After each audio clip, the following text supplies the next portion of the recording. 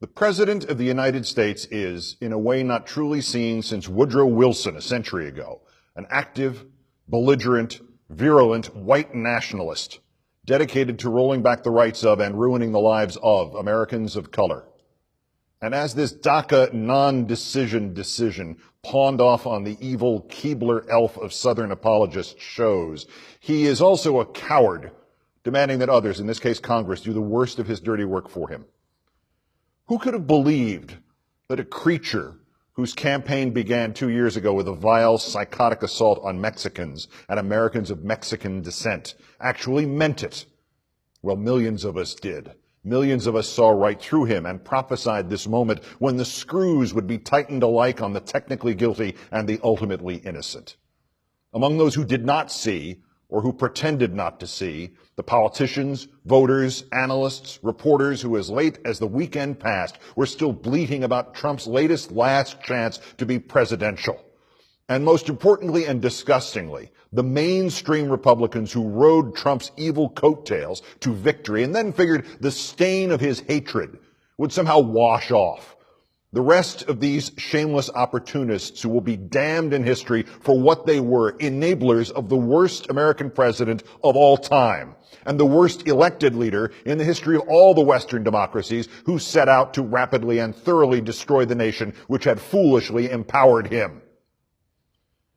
And now it is up to those voters and those Republicans to atone for their sins that will damn them to hell, political or otherwise. They must defend 800,000 Americans who came here, or in most cases were brought here as children, nearly half of them before their 6th birthday, about whom the Bible, these Republicans endlessly thump without seemingly ever opening, tells us in Ezekiel, the son shall not bear the iniquity of the father.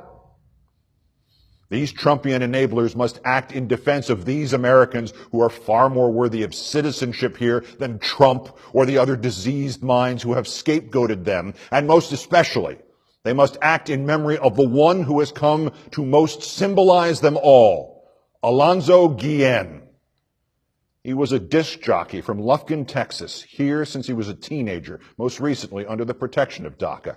He was 31.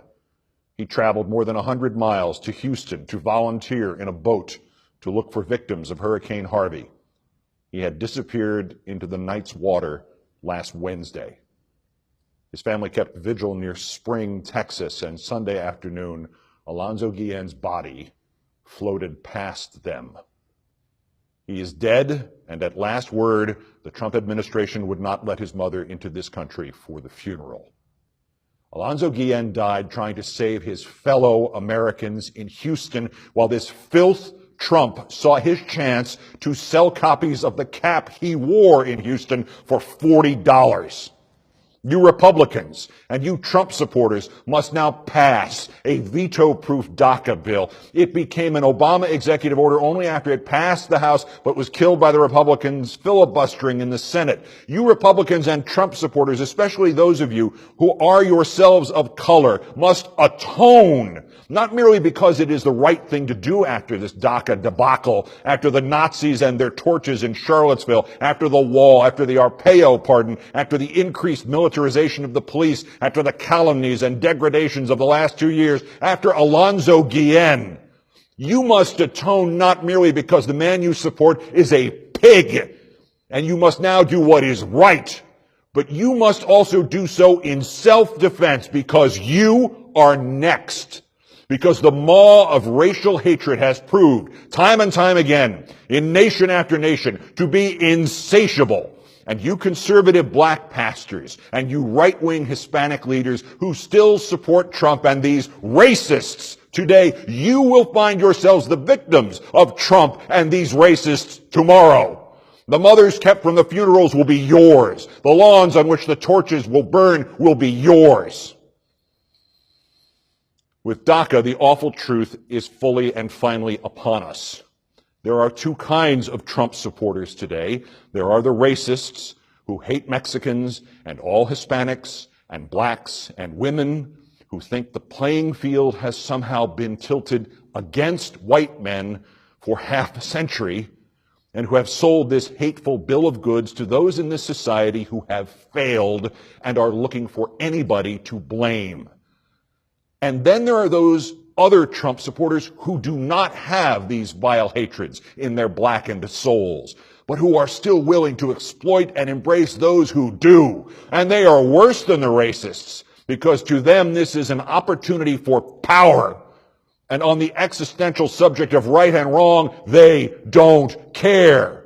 Well, the time has come where you have to care. The sides are being chosen now. On the one, there are the principles and the values that have led this nation from the peripheries of influence to the primary place upon the world stage and kept her here for a century.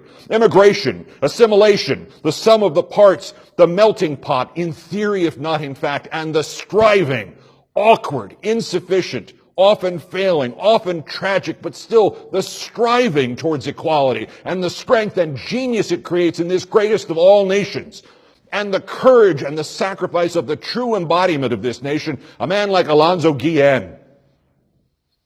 And on the other side, there is hatred and prejudice and racism and white grievance and scapegoating and blame and revenge and stupidity and shame and inhumanity and sheer unapologetic cruelty, and most of all, there is this scum, Trump.